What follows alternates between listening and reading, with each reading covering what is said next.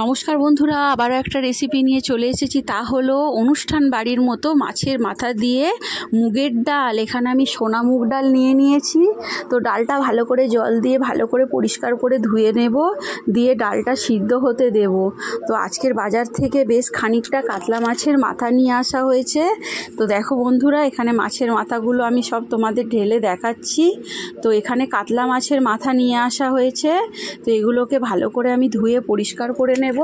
তো মাছের মাথাগুলো যখন ধুয়ে পরিষ্কার করা হয়ে গেছে, এরপর আমি এর মধ্যে দিয়ে দেব নুন আর হলুদ, দিয়ে মাছের মাথাগুলোকে মাখিয়ে রেখে দেব।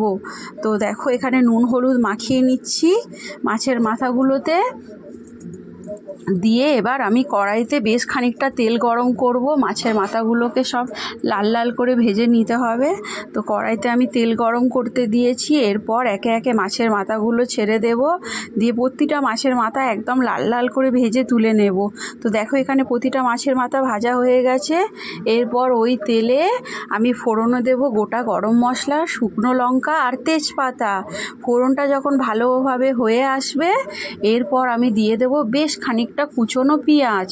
তো পেঁয়াজটা আমি কিছুক্ষণ ভাজা ভাজা করব। পেঁয়াজটা যখন হালকা বাদামি রঙের হয়ে আসবে, এরপর বেশ খানিকটা আদা রসুন বাটা ওর মধ্যে দিয়ে দেব। দিয়ে আদা রসুন বাটা দিয়েও আবার কিছুক্ষণ ধরে ভাজা ভাজা করব।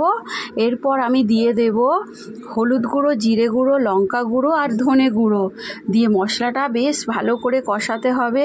এর সাথে আমি স্বাদ মতো নুন আর চিনিও দিয়ে দেব। দিয়ে মশলাটা একদম তেল ছাড়া পর্যন্ত কষাতে হবে। তো দেখো বন্ধুরা, এখানে আমি মশলাটা খুব ভালো করে কষিয়ে নিয়েছি আর মশলা থেকে তেল ছেড়ে দিয়েছে। এরপর যে মাছের মাথাগুলো ভেজে রেখেছিলাম সেটা এবার দিয়ে দেব। দিয়ে মাছের মাথাটা এবার মশলার সাথে ভালো করে কষাতে হবে কিছুক্ষণ ধরে। দিয়ে খুন্তির সাহায্যে একটু মাথাগুলো ভেঙে ভেঙে দেব আর ভালো করে মশলাটার সাথে কষিয়ে নেব। মাছের মাথা যখন কষানো হয়ে যাবে, এরপর যে মুগের ডালটা আমি সিদ্ধ করে রেখেছিলাম সেটা এবার দিয়ে দেব। তো দেখো এখানে মাছের মাথাটা একদম কষানো হয়ে গেছে আমার।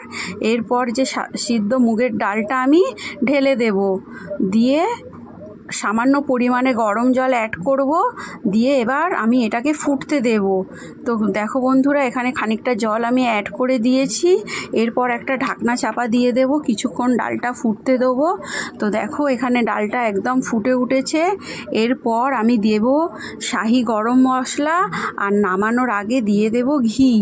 তো আর কিছুক্ষণ স্ট্যান্ডিং টাইম দিলেই তৈরি হয়ে যাবে মাছের মাথা দিয়ে মুগের ডাল। তো বন্ধুরা, আমার এই রেসিপিটা কেমন লাগলো তোমরা অবশ্যই কমেন্ট করে জানাবে। ভালো লাগলে লাইক, কমেন্ট, শেয়ার করতে ভুলবে না।